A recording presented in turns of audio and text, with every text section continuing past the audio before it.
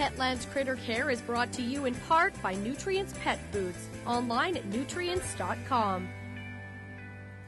Hi everyone, and welcome to Petland's Critter Care. Robert, got a couple of little buddies in your hand there that you're gonna keep up there, and everything will be okay.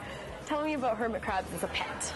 Well, hermit crabs are a neat little animal that you can keep. Even though they're called hermit crabs, they're colonial, which means that they live in groups. And in the wild, we find hermit crabs in groups of thousands, all on the beaches. These guys are from the Caribbean. When domesticated, how do we care for them? What do we feed them? How can we make sure that they're at their utmost healthiest? Well, you know, they're not a very difficult animal to look after, but there are a few things that are very, very important. Remember I said they lived in the ocean? They actually breathe through a type of gills. So they must be kept moist, and they must be kept in a humid environment. But we're going to look after them every day. We're going to keep them on a nice, they're on like a moss and a bark substrate right here, and that holds moisture quite well. So we're going to keep it fairly damp all the time. We're also going to pick them up every day and dip them right into some water so that I know that their gills, their little gills, are going to be kept moist. And it's great because they're kind of just a scavenger. So you can feed them the little crab cakes that you can buy. Certainly we recommend that. But they'll also eat just the decomposing, rotting vegetables that are in your crisper, which we all have, right?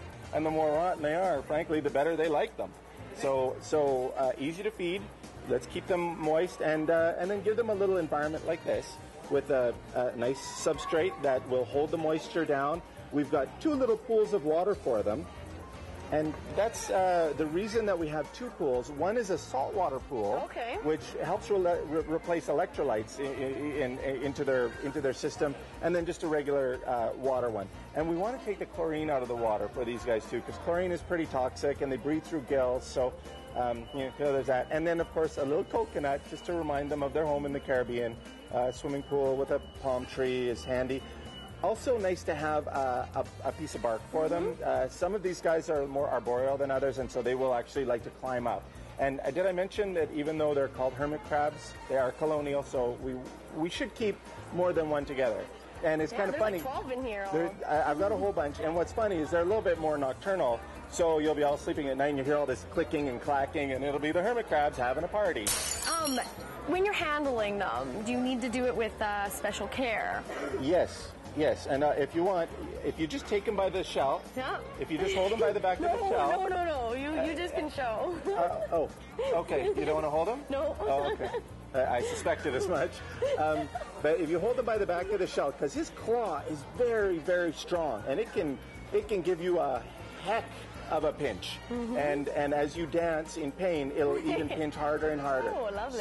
So you need to have a very healthy respect for that claw that he has, because it can pinch really, really hard. But other than that, you can pick them up, you can put them on the floor and race them around like we were doing earlier, and they're fine. They're fine with being handled and picked up and stuff, as long as you're not a seagull that's going to eat them. And they're pretty responsive, and they live for like 20 years. Awesome. And they'll get to be the size of a grapefruit.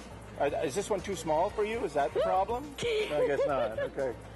And lastly, just a reminder to everyone to, especially for pets like this, to make sure you do your research and figure out how to properly care for them. Thank you so much. It is so important that you do your research and read up about them. The more you know about them, the more fascinating you will find them as little pets. Awesome. Thanks, Robert. Thank you so much for watching, and we'll see you next time on Petland's Critter Care.